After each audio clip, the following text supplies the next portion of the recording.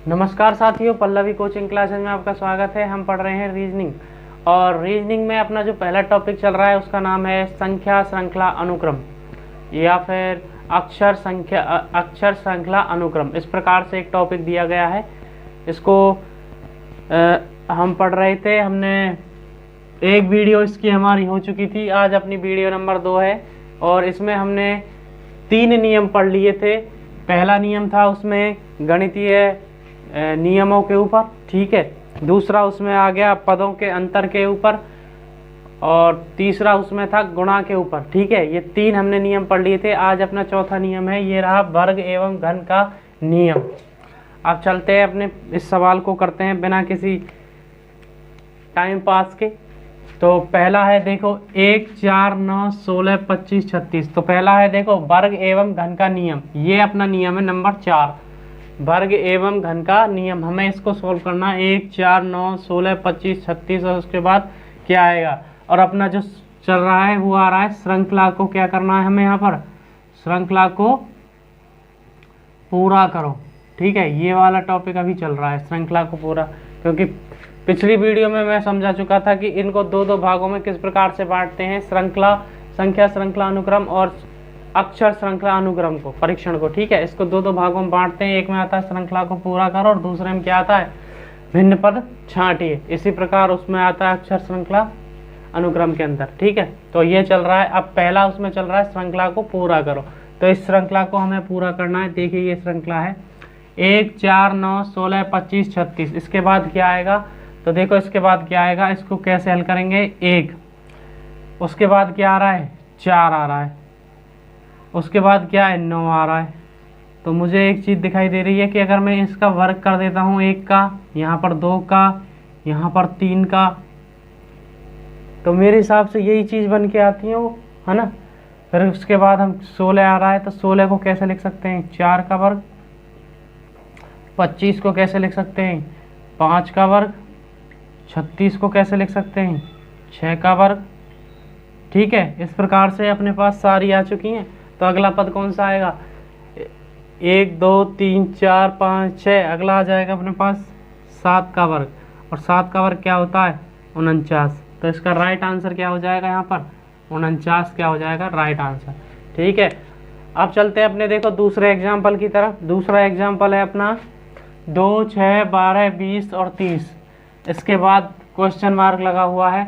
अब देखो हम पढ़ रहे हैं वर्ग एवं घन का नियम, तो सीधी सी बात है, यहाँ वर्ग तो आना ही आना है, लेकिन वो आएगा किस प्रकार से वो हमें देखना है।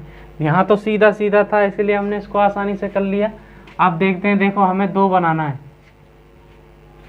अब हमें ये परीक्षा में तो पता नहीं होगा कि इसमें कौन सा नियम लगेगा, वर्ग या घन का लगेगा या गुणा का लगेगा या कैसे करेंगे, ठीक है। तो सबसे पहले हमें अपनी जो इंद्रियां हैं, 5 इंद्रियां, उनको खुला रखना पड़ेगा और सोचना पड़ेगा ढंग से कि इसमें क्या हो सकता है। क्योंकि इनको करने के लिए हमें ज़्यादा समय खराब नहीं करना होता है वहाँ पर, और मिलता भी नहीं है। एक सवाल को करने के लिए केवल 1 मिनट मिलता है, उसमें हमें सोचना भी और उसको करना भी है। तो देखो 2 की अब हम 2 को बना सकते हैं। अभी ये तो हम वर्ग और घन में ले लेते इसको, तो ठीक है। यहाँ हमने इसको किस में ले लिया, वर्ग में ले लिया, है ना। 1 की पावर 2 और प्लस में 1। आगे चलते हैं। अब हमें बनाना है 6 कैसे बनाऊंगा, 2 की पावर 2 और प्लस में 2, सही है। 2 की पावर हो गया 4 और 2 6। यानी कि इसमें क्या हो रहा है, जिस संख्या का हम वर्ग कर रहे हैं उसी को क्या कर रहे हैं, उसमें जोड़ रहे हैं। आगे देखो 12। अब हमें 3 का वर्ग करना है और साथ में उसमें कितना जोड़ देना है, 3 जोड़ देना है। तो 9 और 3 12 हो जाएगा आपके सामने। अब देखो 20 को कैसे लिख सकते हैं, 4 की पावर 4 नहीं, अरे स्क्वायर चल रहा है, सॉरी, यहाँ पर, और 3। अच्छा, इसमें 4 जुड़ेगा। एक बार गड़बड़ होने के बाद ऐसे ही थोड़ी बहुत होती रहती, कोई दिक्कत नहीं है। देखो 3 की पावर 2 हो गई, उसमें हमें कितना जोड़ना है, 3। फिर यहाँ पर देखो 20 बनाने के लिए 4 की पावर 2, है ना, और प्लस में कितना जोड़ेंगे, उतना ही जितना जिसका वर्ग किया गया, यानी कि 4 जोड़ दिया। तो 16 और 4 20 हो जाता है, ठीक है। आगे देखो 30 को कैसे लिख सकते हैं, 5 की पावर 2 और कितना जोड़ना है, इसमें 5 ही जोड़ना पड़ेगा, तो अपने पास क्या आ गया, 25 और 5 30 आ गया। अब आगे चलते हैं, अगली संख्या क्या आएगी। तो देखो अब यहाँ से स्टार्ट करते हैं, क्योंकि हमें संख्या का तो पता ही नहीं है, वही तो लानी है। तो 6 की पावर क्या करें, 6 की पावर 2 और प्लस में 6 इसमें जोड़ देते हैं। ये पेन थोड़ा सा हल्का चल रहा है, इसको ले लेते हैं दूसरे वाले को, ठीक है। 6 की पावर क्या है यहाँ पर, 6 की पावर 2 और प्लस में 6। तो 6 की पावर 2 क्या होता है, 6 की पावर 2 यानी कि 36, 6 गुणा 6 36, 36 और 36 में 6 जोड़ेंगे तो 6 7 42। तो अपने पास कितना आ जाएगा, 42। तो इसका क्वेश्चन मार्क की जगह क्या आंसर आएगा, 42। इस प्रकार से हमें इनको हल करके देखना होता है, ठीक है। अब ये आपको देखने में भले ही सरल सा लग रहा हो, लेकिन है बहुत ही कठिन अगर एग्जाम में आ जाए तो, क्योंकि बहुत देर लगती है इनको सोचने में और सोच कर करने में भी। आ गई बात समझ में। इनके लिए हमें सबसे ज़्यादा ज़रूरी होती है प्रैक्टिस। आप इनकी जितनी ज़्यादा प्रैक्टिस करोगे उतने ज़्यादा ये आपको क्या लगेंगे, सरल लगेंगे। और अगर इनकी प्रैक्टिस नहीं की, डायरेक्ट जाकर पेपर में बैठ गए कि इनको मुझे करना है, कैसे भी करना है चाहे कुछ भी हो जाए, तो 3 घंटे आप उसी में करते रहना। जितने भी घंटे का टाइम मिले, 1 घंटे का मिलेगा तो आप 1 घंटे तक इसको सोचते रहना, ये होगा ही नहीं। क्योंकि इसके लिए क्या ज़रूरी है, practice. Practice makes a man perfect, ठीक है। अब चलते हैं अपने अगले प्रश्नों की तरफ। देखो अगला प्रश्न है, अब देखो 1 8 27 64 25। नियम वही चल रहा है, वर्ग एवं घन का नियम, ठीक है। वर्ग हमने देख लिया था, अब चलते हैं घन के नियम की तरफ कि घन किस प्रकार से पूछे जाते हैं। तो 1 8 27 64 125 के बाद क्या आएगा, ये हमसे पूछा गया है। तो इसको देखो किस प्रकार से हल करेंगे। 1 को बनाने के लिए मैं लिख सकता हूँ 1 की पावर 3, यानी कि क्या होता है 1, सही है। 1 गुणा कितनी बार कर लो, 1 ही आता है। आगे चलते हैं 8। अब 8 कैसे बनेगा, अगर मैं 2 की पावर 3 कर दूं यहाँ पर, ठीक है, तो कितना हो जाएगा अपने पास, ये 1 8, यानी कि 2 गुणा 2 गुणा 2, 3 बार करेंगे इस प्रकार से, ठीक है। इस ऐसे देखो 2 गुणा 2 गुणा 2, तो मेरे पास कितना जाएगा, 2 2 4 2 8, इस प्रकार से, ठीक है। अब 27 को करेंगे यहाँ पर। 27 को मैं लिख सकता हूँ 3 की पावर 3, 3 गुणा 3 गुणा 3। अब आप कहोगे कि सर आपको तो ये पता है कि यहाँ पर घन का नियम लगेगा, लेकिन परीक्षा में कैसे पता करें। तो हमें ये चीज़ भी याद रखनी पड़ेगी कि इनके घन के मतलब, जैसे 1 का घन कितना होता है, 2 का घन कितना होता है, 3 का कितना होता है, 4 का कितना होता है, 5 का कितना होता है, 6 का कितना होता है, 7 का कितना होता है, 8 का कितना होता है, 9 का कितना होता है, 10 का। कम से कम 10 तक तो हमें याद होने ही चाहिए ये चीज़ें।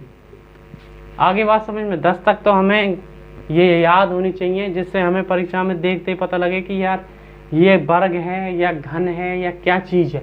आगे बात समझ में। तो देखो यहाँ पर ये हो गया 3 की पावर 3 27, उसके बाद आता है 64।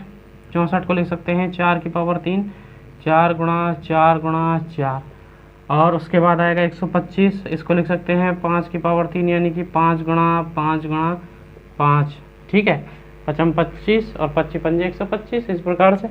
आगे देखिए ये हो गया 5 तक, तो आगे क्या आएगा 6 की पावर 3, इनको करेंगे 6 गुणा 6 गुणा 6, तो 6 छंगा 36, 36 छिंगी 216, कितने होएगा 216। तो इसका राइट आंसर क्या हो जाएगा 216, इस प्रकार से।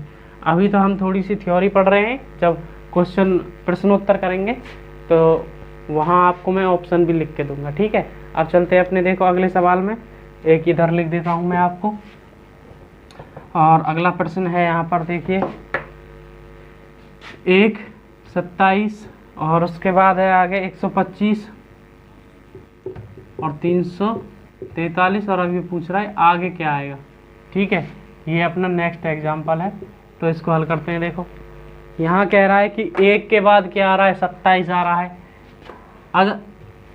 अगर हमको इनके जो क्यूब है, यानी कि घात 3 वाले जो पद होते हैं, घन जिनको बोला जाता है, अगर वो याद है तो हम सीधा सीधा देख सकते हैं कि ये कितने का होता है 3 का, ये कितने का होता है 5 का, ये कितने का होता है 7 का, इस प्रकार से, ठीक है। तो यहाँ हम लिखेंगे 1 की पावर 3 बराबर क्या आएगा 1, 3 की पावर 3 बराबर क्या आता है 27, और आगे देखो 5 की पावर 3 बराबर क्या आता है 125। अब मैं ये जल्दी जल्दी क्यों करा रहा हूँ बताओ भाई, जल्दी जल्दी इसलिए क्योंकि अभी थोड़ी देर पहले हमने यहाँ पे करी है। अब इसका देख लेते हैं, इसका नहीं किया था, 7 की पावर 3 यानी कि 7 गुणा 7 गुणा 7, तो अपने पास आता है 343। अब आएगा देखो 1 3 5 7, 7 के बाद 9, ये सभी कैसी हैं, विषम संख्या चल रही हैं।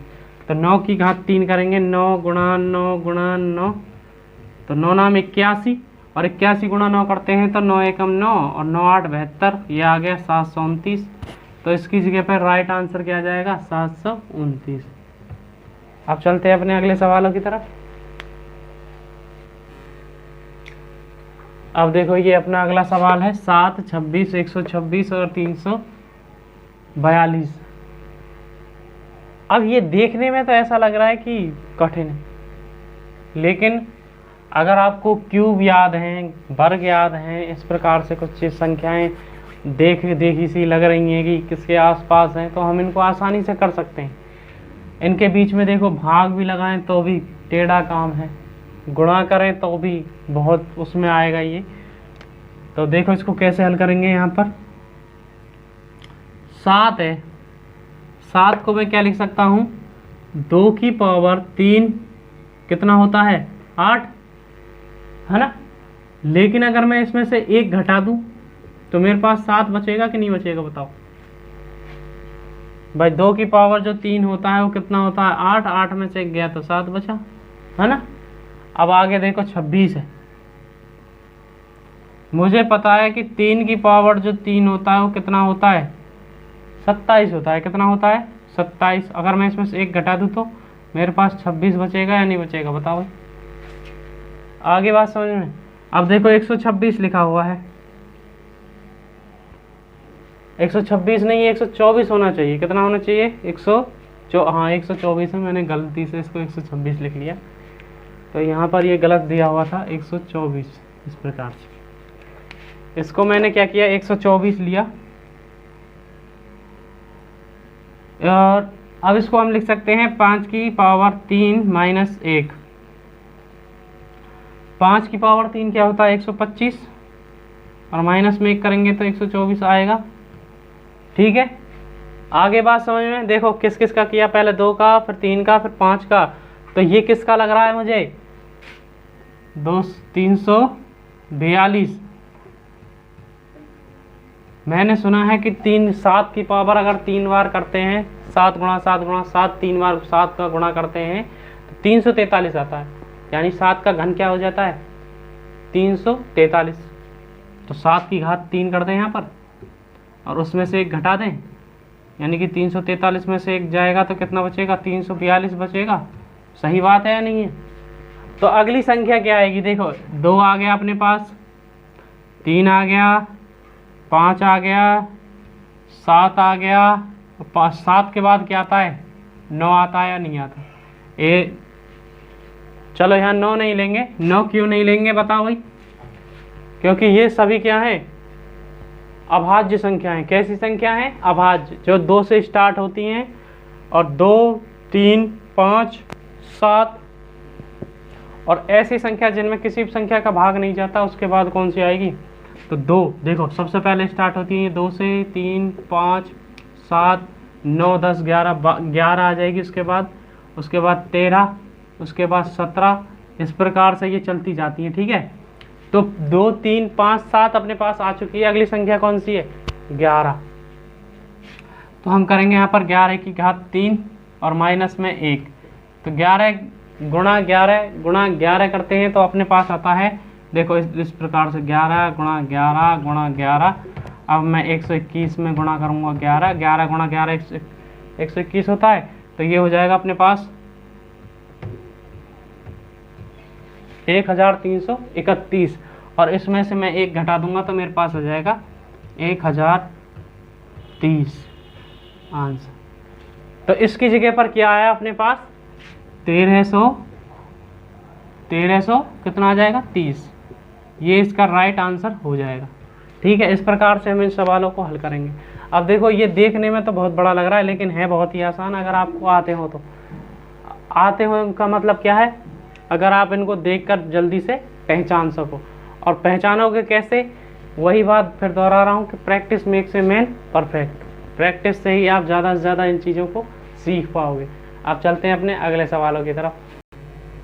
अब पढ़ रहे हैं अपना अगला नियम है संयुक्त श्रृंखला का नियम। अब इस देखो इसमें संयुक्त श्रृंखला मिलेंगे आपको, जिसमें कुछ भी हो सकता है। जितने पीछे भी अपने 4 जो नियम पढ़े हैं वो चारों के चारों लग सकते हैं यहाँ पर। समझ में आई बात। और इसमें 2 श्रृंखलाएं मिलेंगी। कितनी श्रृंखलाएं मिलेंगी? 2 श्रृंखला एक साथ में, 2 श्रृंखला एक साथ में देखने को मिलेंगी, एक साथ। तो ये हो जाएगा संयुक्त श्रृंखला का नियम। तो देखो यहाँ पर किस प्रकार से है। सबसे पहले शुरुआत की लाइन से लेंगे, शुरुआत वाले नंबर से दूसरे को छोड़ते हुए तीसरे पे जाएंगे, तीसरे के बाद चौथे को छोड़ते हुए 5वें पे जाएंगे, और 5वें के बाद छठे को छोड़ते हुए 7वें पे जाएंगे, इस प्रकार से। तो हमें एक श्रृंखला मिलेगी यहाँ पर। देखो 1 2 3 4, ये तो सीधी सीधी गिनती जो होती है स्टार्टिंग से वही लिखी जा रही है, ठीक है। 1 2 3 4, लेकिन इससे अगला पद हमसे पूछा नहीं गया है। अगर मान लो पूछ लेता तो कभी कभी 2 क्वेश्चन मार्क दिया जाते हैं। तो इसका राइट आंसर क्या हो जाता है यहाँ पर? इसका राइट आंसर हो जाता कि अगली संख्या क्या आएगी? 5 आएगी। ये वाला क्वेश्चन मार्क हमने हल कर लिया है, लेकिन हमें निकालना ये है। तो देखो इसको कैसे करेंगे। अब 2 से स्टार्ट करेंगे, क्योंकि हमने ये संख्याएं छोड़ी थी। तो 2 के बाद क्या आएगा? 3, है ना, क्योंकि 2 तो ले लिया पहले से। और 3 के बाद क्या आ रहा है? 5, और 5 के बाद में क्या आएगा? ये वाला क्वेश्चन मार्क। सही है। तो ये वाला देखो कैसे लिखेंगे इसको। 2 के बाद क्या आ रहा है? 3 के बाद क्या आ रहा है? 5, और 5 के बाद क्वेश्चन मार्क है। तो 2 3 5, 5 के बाद 7 ही तो बनेगी, क्योंकि ये कैसी ये संख्याएं? ये अभाज्य संख्या है। अभाज्य संख्या जो होती है वो 2 से स्टार्ट होती हैं, ठीक है। 2 3 5, 5 के बाद 7 ही तो आता है अभाज्य संख्याओं में, ठीक है। तो इसका राइट आंसर क्या हो जाएगा? 7 हो जाएगा। इस प्रकार से हम इसको हल कर सकते हैं। एक सवाल और देखते हैं, चलो इधर मिटा देता हूं मैं इसको, यहाँ पर देख लेते हैं एक सवाल।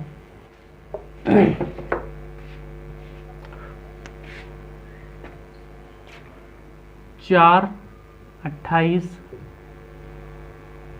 6 26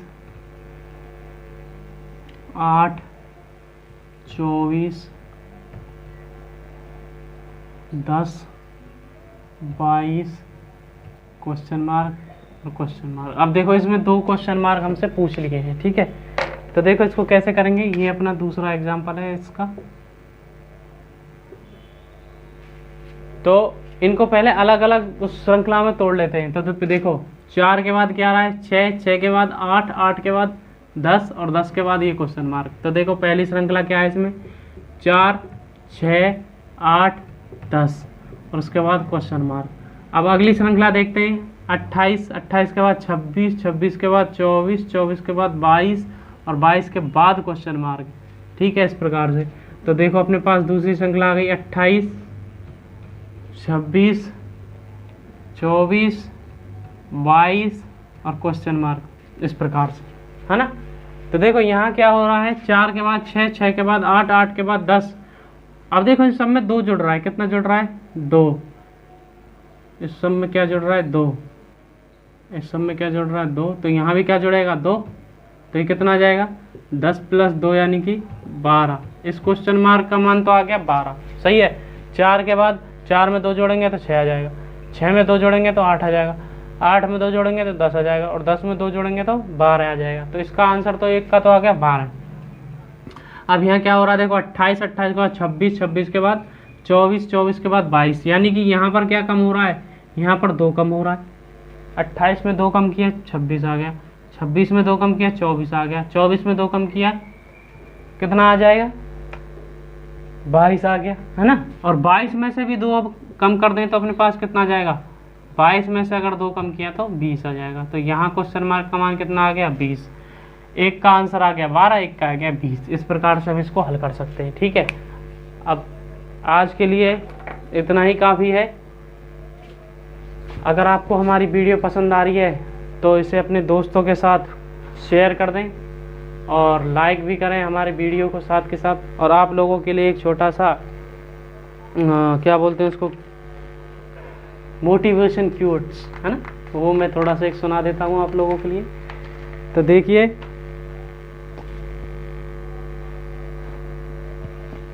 बहुत कम लोगों में क्षमता का अभाव होता है, ठीक है, बहुत कम लोगों में क्या होता है, क्षमता का अभाव होता है, बस वे अपनी क्षमता का क्या नहीं करते, उपयोग नहीं करते हैं, इसीलिए भी क्या हो जाते हैं, असफल हो जाते हैं। एक अच्छी लाइन है ये। क्षमता तो मतलब सब में होती है, लेकिन वो अपनी क्षमता का क्या करते हैं, उपयोग नहीं करते ढंग से, और जिस वजह से वो क्या हो जाते हैं, असफल हो जाते हैं लोग। दिन भर आप रील्स बनाने, रील्स देखने में लगे रहोगे, और फॉर्म भर रखा है अपने RS IAS वाला, और बहुत बड़ी बड़ी जो पोस्ट होती हैं उन सब का आपने फॉर्म भर दिया है, लेकिन आप रील्स देख रहे हो। किताब आपने 1 मिनट नहीं उठाई है, रील्स देख देख के, और फिर आप ऊपर वाले को देते हैं दोस्त के, हे भगवान मैं फेल हो गया। ऐसे थोड़ी ना चलता है। तो अपनी क्षमताओं को पहचानिए। आप 1 घंटे पढ़कर भी आप सफल हो सकते हैं, और बहुत से ऐसे भी लोग हैं जो पूरी रात पढ़ते हैं, दिन में भी पढ़ते हैं, रात भर पढ़ते हैं, लेकिन फिर भी असफल हो रहे हैं। वो ठीक से क्या नहीं कर पा रहे हैं, मेहनत नहीं कर पा रहे हैं, ठीक है, मेहनत तो कर रहे हैं लेकिन गधा मजदूरी कर रहे हो। क्या कर रहे हैं, गधा मजदूरी। आपको स्मार्ट स्टडी करनी है, क्या परीक्षा में पूछा जा रहा है ये सबसे पहले हमको पता होना ज़रूरी है। वही हमारी जो कोचिंग है उसका मेन उद्देश्य यही है कि जो विद्यार्थियों तक वो चीज़ें पहुंचाई जाएं जिससे उनको पता लगे कि आखिर परीक्षाओं में पूछा क्या जाता है, ठीक है। तो ये हमारा थोड़ा सा आज का थोड़ा सा उपदेश था। अगर आपको हमारी वीडियो अच्छी लगी है तो उसे वो मैं बता ही चुका था, शेयर करने वाली बात, ठीक है। और कमेंट ज़रूर करके बताएं कि आपको ये वीडियो कैसी लगी थी। कमेंट आपके हमें थोड़ा सा वो देंगे, ऑक्सीजन हमारी कोचिंग के लिए। समझ में आ गई बात। और हमारे चैनल को सब्सक्राइब करोगे तो अच्छी बात है, क्योंकि वो तो होने भी चाहिए।